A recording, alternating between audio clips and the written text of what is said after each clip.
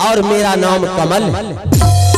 भैया का काम था नित्य प्रतिदिन पिताश्री का सेवा करना और मेरा काम था पढ़ाई की जगह दारू शराब पीना और मुन्ने वाई के कोठे पर जाना।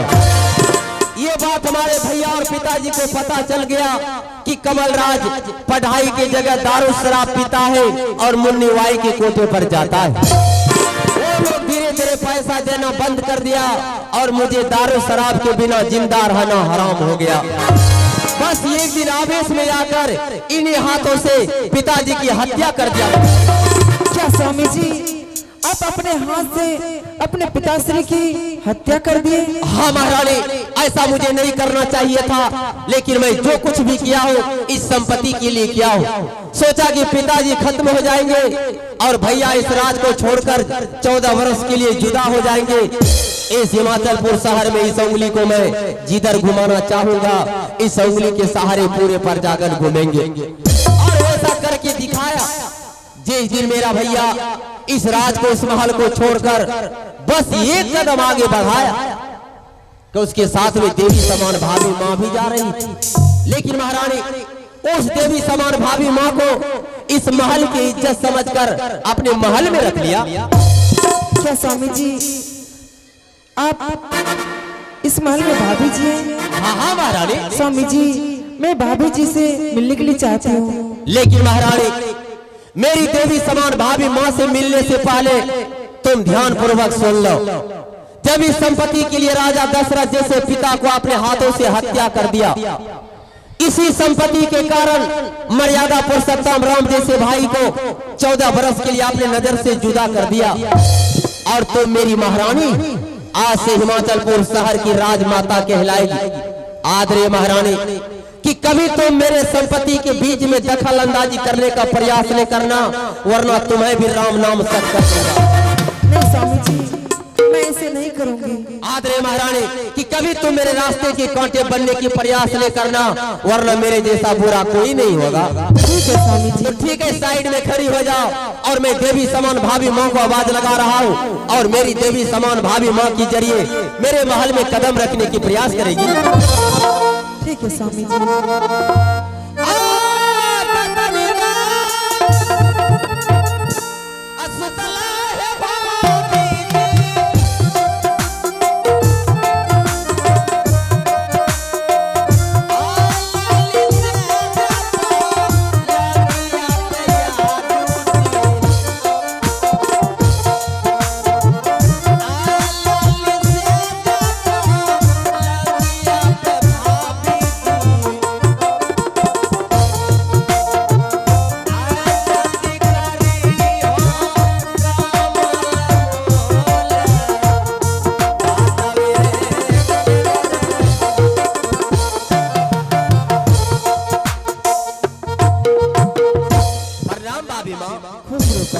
कमल हाँ भाभी क्या बात है?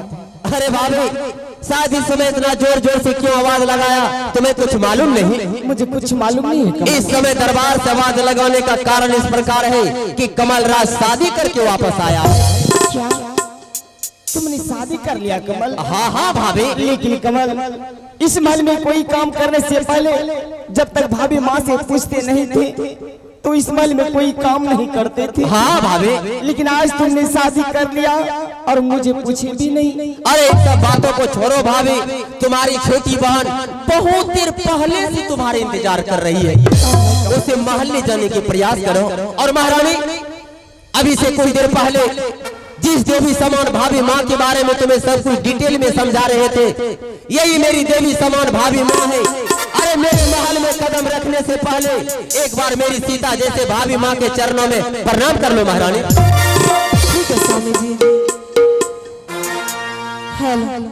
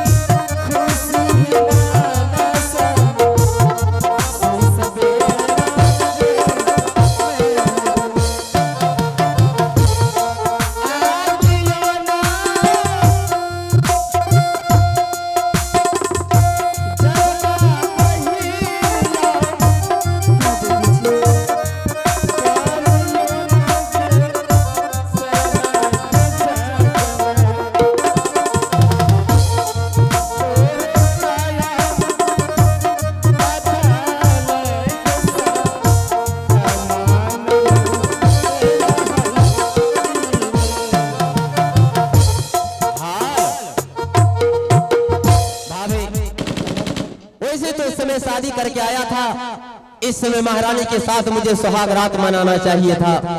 लेकिन तुम तो जानती हो कि कमलराज हर दुख को बर्दाश्त कर सकता है, लेकिन दारू शराब की दुख अपने नजरों से नहीं देख सकता है। शादी के चक्कर में बहुत परेशान हो गया हूँ। जा रहा हूँ चोइसा मार्केट, बस 2 बोतल थर्रा पिएंगे और शीघ्र वापस लौट जाएंगे। नहीं कमल, आज तुम दारू पीने के लिए नहीं जाओ कमल, क्योंकि आज तुम्हारी पहली रात है, आज तुम्हारी सुहाग रात है कमल। आज तुम दारू पीने के लिए नहीं जाओ कमल। अरे भाभी, जब इस महल में 14 कोस की जागीर में इतना सुंदर महारानी आई है, आज ना तो कल ना तो परसों, किसी दिन सुहाग रात मना लूंगा। वैसे तो चोइसा मार्केट जाने में देर होगा, लेकिन वापस लौटने में अंधेर नहीं, मैं शीघ्र ही दारू पी करके लौट जाऊंगा। क्या कहूँगा, कमलराज बिना दारू शराब से नहीं रहती। दीदी जी, हाँ, आपकी आंखों में इतने आंसू, हे बहन, इस आंसू की वजह क्या है दीदी जी? आंसू इसलिए मेरे आंख से निकल रही है बहन। आज ये महल पहले बहुत सुखी संपन्न से चलते थे। एक दिन अचानक मेरे बाबूजी को किसी ने हत्या कर दिया और वो हत्या मेरे पति पर लग गई। आज मेरे पति इस मन से 14 बरस के लिए वनवास है। आज जब स्वामी जी के याद आते हैं तो आंख से आंसू नहीं बल्कि खून निकल आते हैं। क्या कहूँ,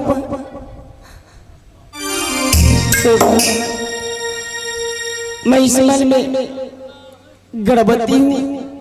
क्या मैं इस मन में एक बच्चे को जन्म देने वाली हूँ बहन। दीदी जी, हाँ बहन, ये तो बहुत खुशी की बात है, लेकिन दीदी जी कल की बात भूलना चाहिए। अब यहाँ से नई जिंदगी की शुरुआत कीजिए। क्यों नहीं बहन? ठीक है बहन, चलो आज तुम्हारी सुहाग रात का दिन है। चलो बहन। ठीक है दीदी जी।